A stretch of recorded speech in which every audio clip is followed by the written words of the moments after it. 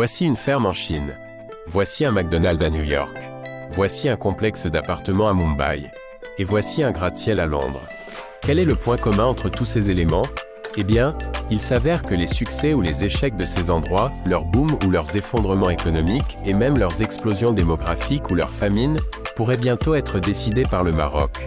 Mais probablement pas pour les raisons que l'on pourrait imaginer.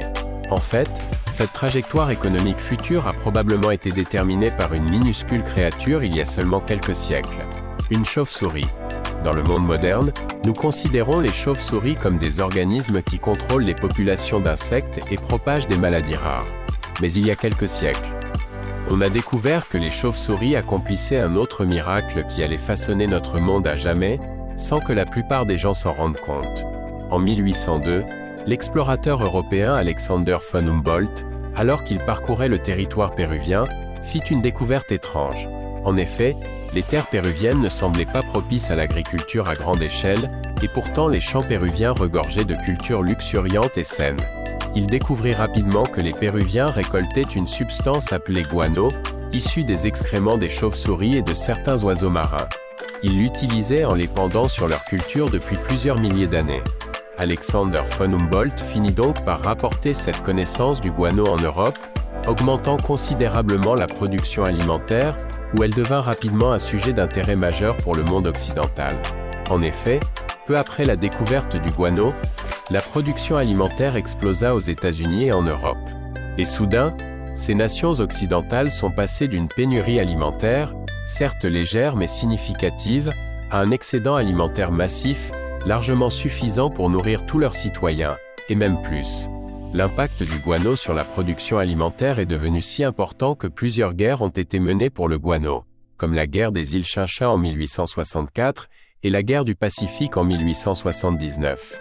Les États-Unis se sont tellement entichés du guano qu'ils ont adopté le Guano Islands Act, qui autorisait tout citoyen américain à revendiquer et annexer toute île abritant une quantité substantielle de guano. Et ils ont effectivement revendiqué environ 70 de ces îles, la plupart situées dans l'océan Pacifique. Le guano est devenu si important pour la croissance économique, démographique et industrielle du monde occidental qu'il est sans doute devenu la ressource la plus vitale au monde. Cependant, en 1913, Fritz Haber a découvert un moyen de synthétiser une version artificielle du guano que nous appelons aujourd'hui engrais. Et c'est cet événement, la découverte des engrais, qui allait devenir le détonateur de l'explosion démographique mondiale. Peu après, la famine est devenue rare dans les pays utilisant des engrais.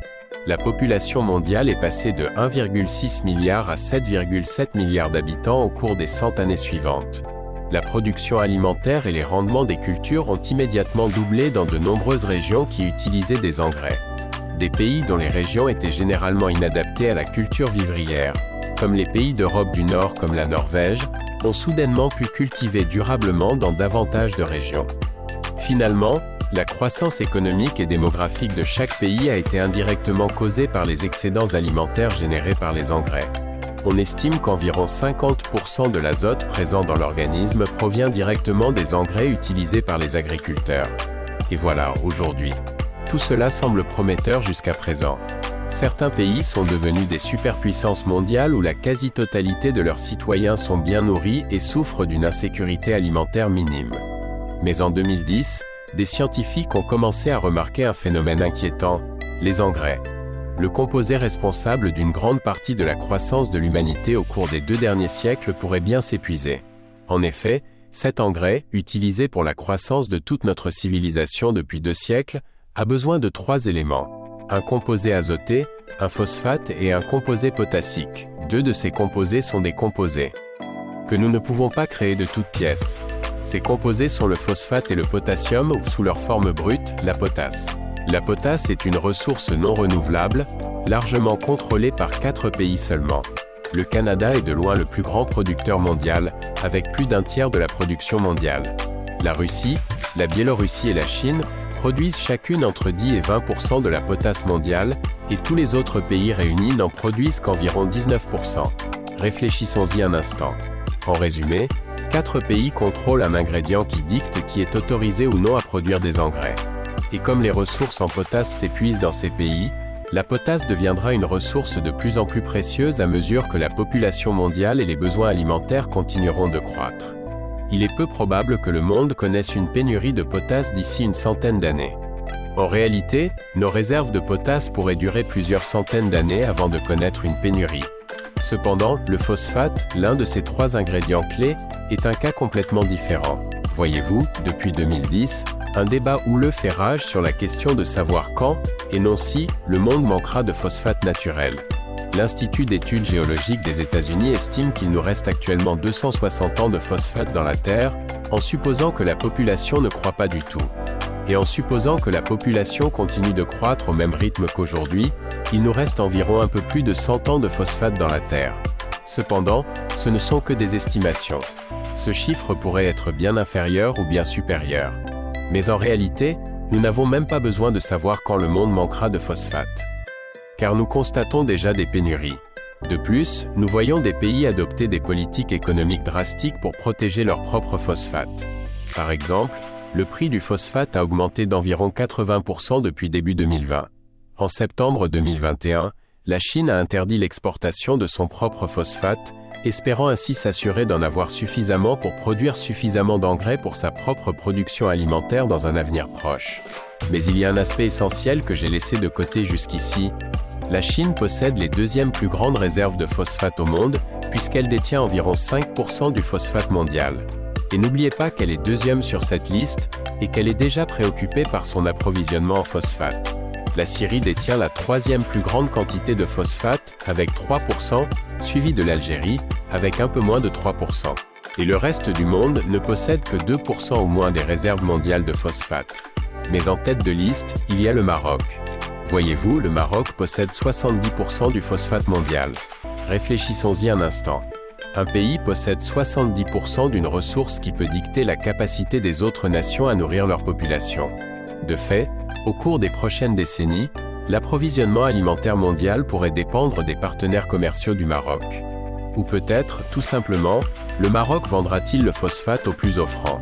Il existe également un risque de conflit ou de coopération internationale, comme cela a été observé tout au long de l'histoire pour toute ressource précieuse.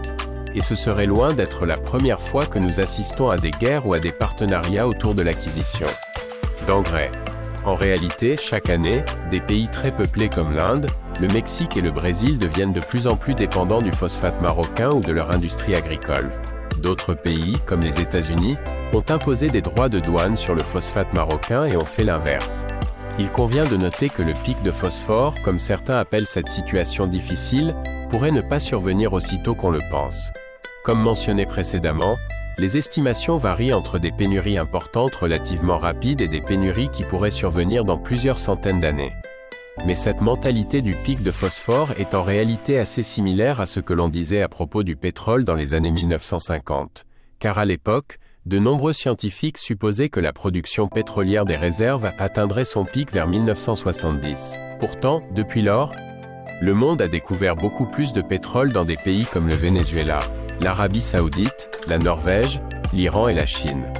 Des innovations technologiques, comme la fracturation hydraulique, ont également permis d'extraire du pétrole de gisements auparavant considérés comme inexploitables en raison de la difficulté de l'extraction.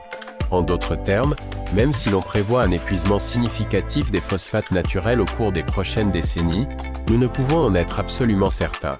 Par ailleurs, des scientifiques ont commencé à modifier génétiquement des plantes pour qu'elles absorbent beaucoup plus de phosphore dans les sols naturels afin d'éviter la dépendance aux engrais.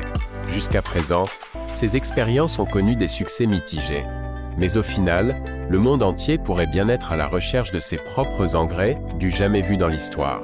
Toutes ces anciennes superpuissances qui détenaient une grande partie des ressources mondiales, comme les États-Unis avec le pétrole pendant des siècles, ont perdu la vie. Il y a 100 ans, l'Empire britannique avait des monopoles sur les métaux au début du 19e siècle, la Compagnie néerlandaise des Indes orientales des années 1600 ou la Compagnie de la baie d'Hudson à la fin des années 1600.